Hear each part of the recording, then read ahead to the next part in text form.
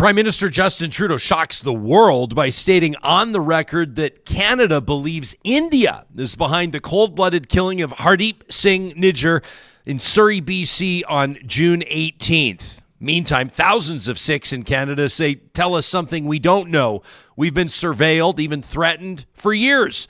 That includes World Sikh Organization VP Harman Kandola, who tells us the personal side of this story, plus takes issue with our June 22nd interview about the Air India bombing. So yesterday was an unprecedented moment for Canadian Sikhs. For the Prime Minister to rise in the House of Commons and produce and say that there's credible evidence to link the Indian government and Indian agents with the murder of Hardeep Singh Nijjar was something that the community has known all along. You know, this is something that right after the assassination of Hardeep Singh Nijjar happened, the community knew that the Indian government was linked to it. Hardeep Singh Nijjar was a local Sikh activist. He was the president of the Gurdwara there. He's somebody who has been on the radar of the Indian government for speaking out against the Indian government and its terrible human rights record. When you talk about media freedoms in India, it's one of the worst nations for media freedoms.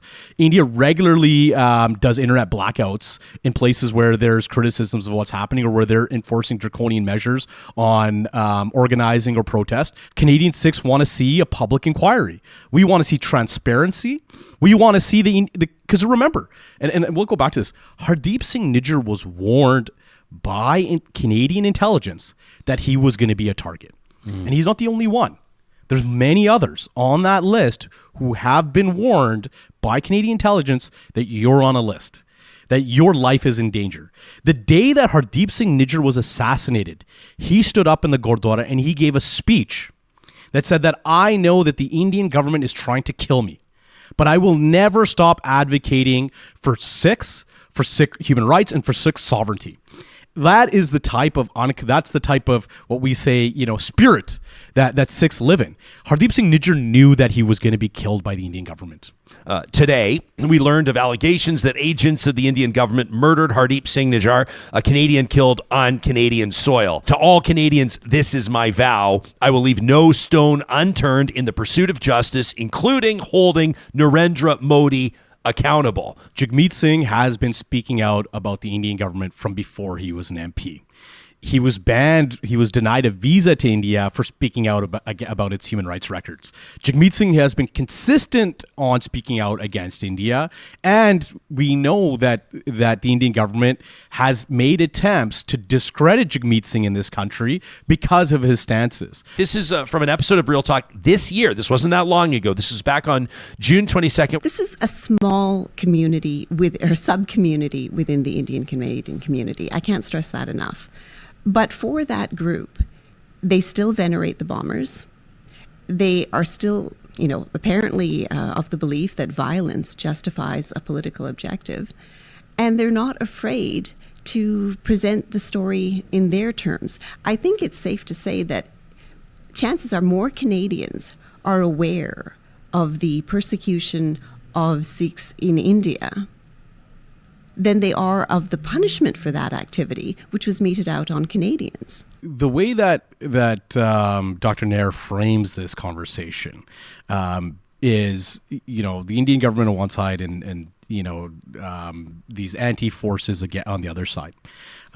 The difficulty here is when she goes into speaking about the context, she doesn't provide it. And when you have the opportunity to talk about these types of issues, I think the context is really important.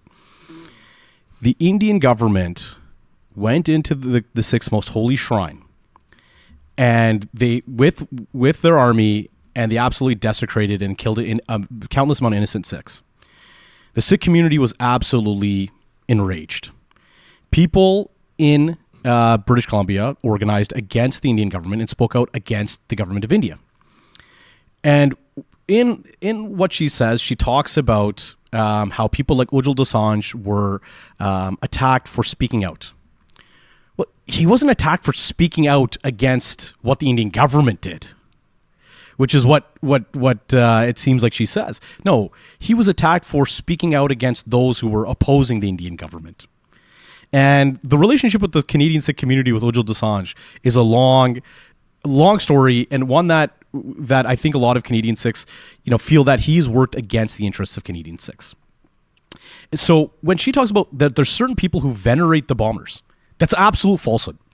There's nobody as part of the Sikh community who venerates the bombers of Air India. Every Sikh in Canada recognizes the tragedy. They want to remember the victims. But these types of false narratives that there are people who venerate the bombers. There is one Gurdwara in BC that has a photo of Talwinder Singh Parmar in it. And that is the example used by the Terry Moleskis and the Terry Glavins and the Mirainaires to say that here are people venerating a bomber. Absolutely not. Those people who have a photo of Talwinder Singh Parmar do not believe he was the bomber of Air India. They believe that he was set up by the Indian government to be the accused. And why do they say that? Because he is extradited to India, and before he can be tried, and before there's any type of inquiry or anything before that, he is killed extrajudicially. There is no due process. There is no trial. He's killed. For those small minority who have photos of Talwinder Singh Parmar, they look at him as a martyr who was set up by the Indian government, that in fact he had no connection and it was actually Indian agents. Even today, talking about this, when I left the house this morning, my mother told me not to. Really? Absolutely. She asked me where I was going. I said, I'm going to do an interview about what the Prime Minister said. She said, don't do it. I don't want you to do it. Because she knows the consequences that we face for speaking out. Everybody understands it. And finally, yesterday, the Prime Minister confirmed everything that we've been saying. And so for us, that moment of vindication, that moment that now we would be taken seriously and credible when we speak, and when Canadian Sikhs tell you that something's an issue, that will be believed, that is a relief. I think I know the answer, but I want to hear you say it. So why did you disobey your mom and show up here today? When Hardeep Singh Nijjar knew that he was going to be killed by the Indian government, he continued to speak out. The day he was assassinated, he talked about it from stage, that no matter what happens, a Sikh will always speak out against oppression. We will always stand up for human rights. That is our duty. That is our obligation. That is our responsibility. It's something that we've done throughout our history.